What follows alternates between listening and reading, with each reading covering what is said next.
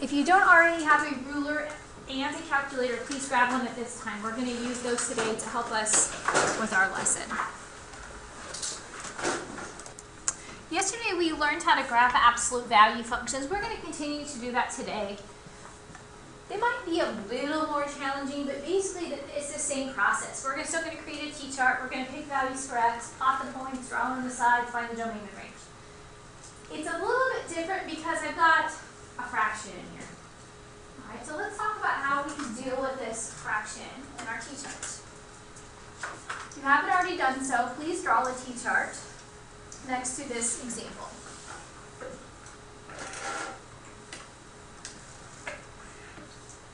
Now, yesterday when we picked values, we pretty much went in order, didn't we? 0, 1, 2, 3, 0, negative 1, negative 2, negative 3, whatever we picked. It was pretty much in our order. We don't necessarily have to do that. We could skip numbers. In graphing this function, I'm going to pick numbers like 0, 3, negative 3, 6, negative 6. Does anybody know why I picked multiples of 3? Do what? Aren't we going to be multiplying by 1/3 right off the bat? If I pick a multiple of 3, 3, 6, 9, 12, one of those kind of numbers, it's going to make it a nice integer answer. But if I put 1 in, for example, I could put 1 in, that's my option. I'm going to take 1/3 times 1, I'm going to get a decimal, aren't I? I'm going to get 0.3 repeating, which is fine. 0.3 minus 2, it's going to be a decimal. If I'm plotting on a graph, I like for the points to be nice, perfect numbers because it just makes it easier to plot. So if it's possible to pick integers that are going to give you an integer in return, I would do that. So let's put 0 in. 1/3 times 0 is 0. And 0 minus 2? Negative 2. What's the absolute value of negative 2? 2. I'm going to plot the point 0, 2 on my graph. Let's put 3 in next. 1/3 of 3, or 1/3 times 3, is 1. 1 minus 2, negative 1. And the absolute value of negative 1 is 1. So we have the point 3, 1. Let's put negative 3 in next. 1/3 times negative 3 is negative 1. Negative 1 minus 2, negative 3, and the absolute value of negative 3 is 3.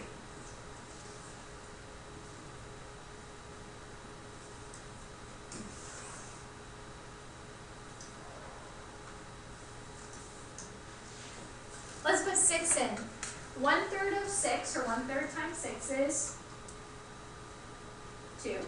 And 2 minus 2 is 0. Of course, the absolute value of 0 is still 0. 1, 2, 3, 4, 5, 6, 0. It looks like a straight line, doesn't it? I'm going to go ahead and put negative 6 in because I have that in my table. 1/3 times negative 6 is negative 2. Negative 2 minus 2, negative 4. And the absolute value of negative 4 is 4. 1, 2, 3, 4, 5, 6, 1, 2, 3, 4. Right. It looks like a line, doesn't it? What kinds of numbers should I pick so that it will come back up? You think more negatives or more positives? I agree. So we said we're picking multiples of 3 because they're multiplying by 1/3. So I put 3, I put 6. What would be another good point? 9, and what's one more? 12. Even though 12 is off my graph, it's an okay number to pick. So let's substitute 9 and 12 and see what that gets us. So 1/3 times 9 is 3. 3 minus 2 is 1, and the absolute value of 1 is 1. 9, 1. If I put 12 in, 1/3 of 12 is 4. 4 minus 2 is 2, and the absolute value of 2 is 2. Okay, so as I plot 12, 2, I know I'm here at 10. I could go a mark for 11, a mark for 12. So 12, 2 is right there. I think we have a good V established. Please take your ruler and draw in the sides of this function.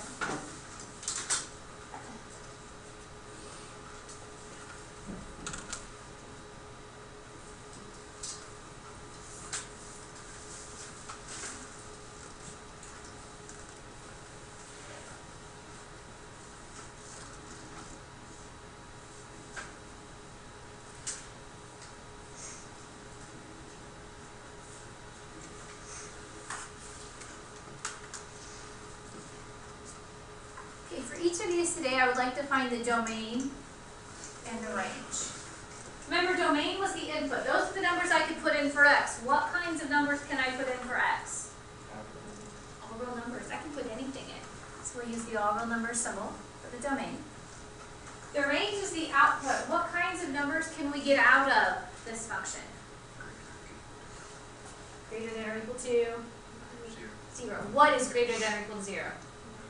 Y. Very good. Our range is our y value, so we'll say that y is greater than or equal to 0.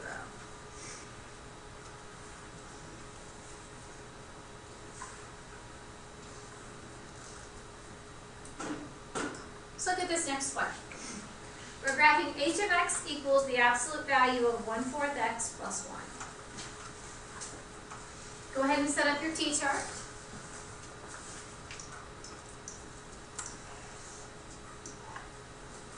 We're picking values for x. We can pick anything. Can someone give me some good numbers that we could select here for this function? 4, what else? 4, 8, 12, -4, -8, -12. What about 0? Would that be okay to pick? Yeah. I think that's a good start. Let's go with these numbers.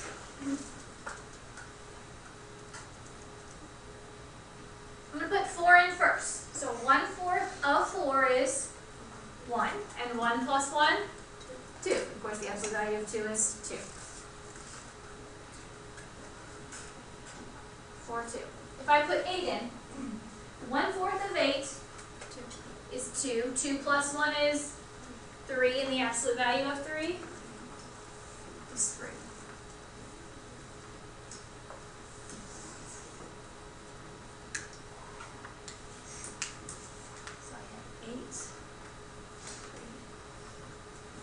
Put in 12. 1/4 of 12 is 3. And 3 plus 1 is 4. The absolute value of 4 is 4. So again, my graph ends at 10, but I could estimate there's 11, there's 12. So 12, 4.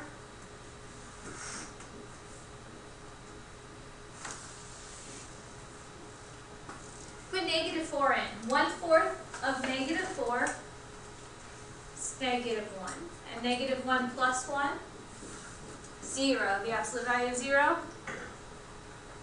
is 0.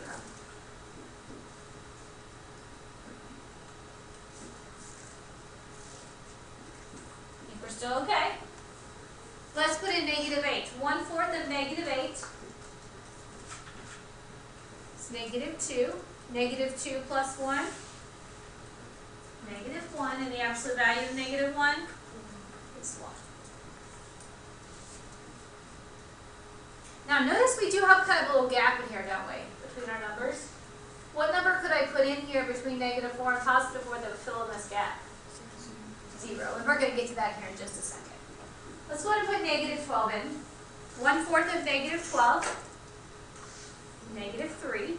-3 plus 1, -2, and the absolute value of -2 is 2. Our graph ends at 10, so I'll just extend it. There's 11, there's 12, 2. Now go ahead and put 0 in. 1/4 of 0 is 0. 0 plus 1 is 1, and the absolute value of 1 is 1. We've got a really wide V, don't we? Any guesses what made our V so wide? The space between the numbers, but more specifically, it's this fraction. Multiplying by 1/4, multiplying by 1/3 made it wide, didn't it? Multiplied by 1/4 made it even wider. What if you think we multiplied by 1/5? It'd be wider yet, wouldn't it? Look at something with me real quick. To get from this point to this point, look here for just a second. I'm going to show you a trick here. If I go from this point to this point, I'm going to rise 1 and over 1, 2, 3, 4. You see that? Rise 1 and over 1, 2, 3, 4. Okay. That's not a coincidence. That will happen. Take your ruler if you haven't already and draw in the sides of your V.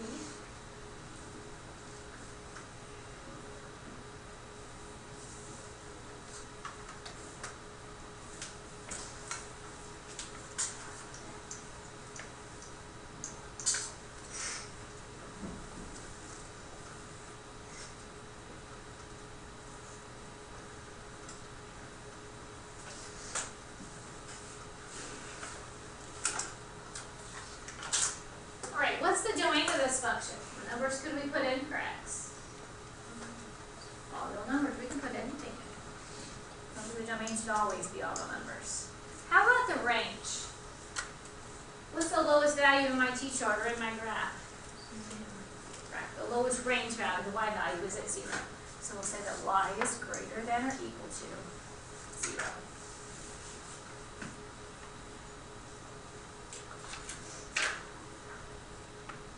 I'd like to do one more example with you. This last one's just a little bit different than the others that we've looked at the last couple of days. So it's g of x, excuse me, h of x, what I have here. What do you guys have? Doesn't matter. G of x, okay. Equals absolute value of 2x plus 1. Go ahead and make a t-chart.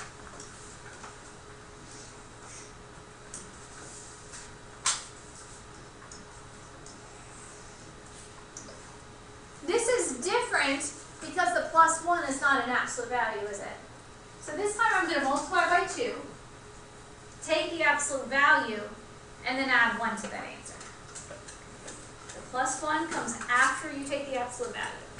So let's pick some stuff for for x, excuse me. I'm going to put in 0, 1, and negative 1 to start. And we'll build off of this. If we put 0 in, 2 times 0 is 0. The absolute value of 0 plus 1 is 1. Put the absolute value, and then we add 1. So 0, 1. If we substitute 1 in, 2 times 1 is 2. The absolute value of 2 is 2. Plus 1 is 3. So again, we added 1 after we took the absolute value.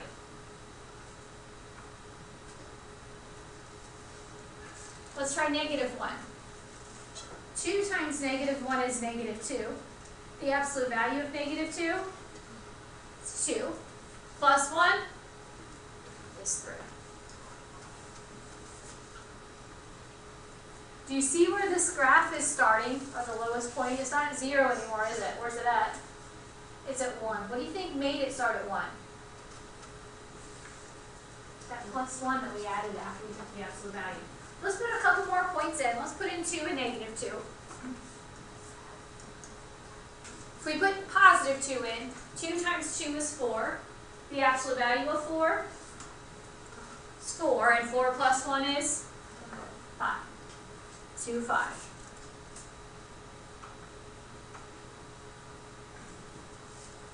Let's try negative 2.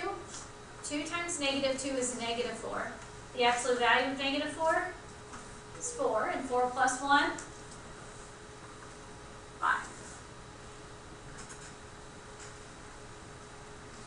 I think we have a pretty good V established. Go ahead and draw in your sides, and then we'll talk domain and range.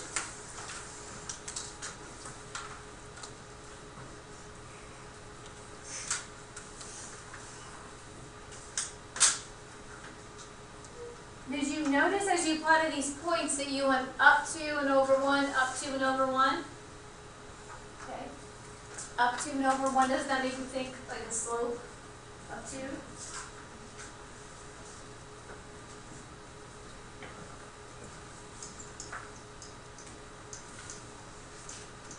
What is the domain of this function?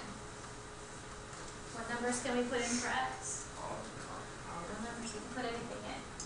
Now, the range is not going to be y is greater than or equal to 0. Can someone tell me what it should be? Lisa? Y is greater than or equal to 1. Very good. Our lowest value in our table, and even on our graph, that lowest y value is at 1. So we'll say that y is greater than or equal to 1. Okay, today we're continuing to graph absolute value functions. We're identifying the domain and the range for each of them. Remember, if there's a number outside of the absolute value, you want to add, subtract, multiply, whatever the case is, after you take the absolute value of the expression inside. You do need a textbook. If you don't have one, you may borrow one from the shelf. Let's get started on today's homework.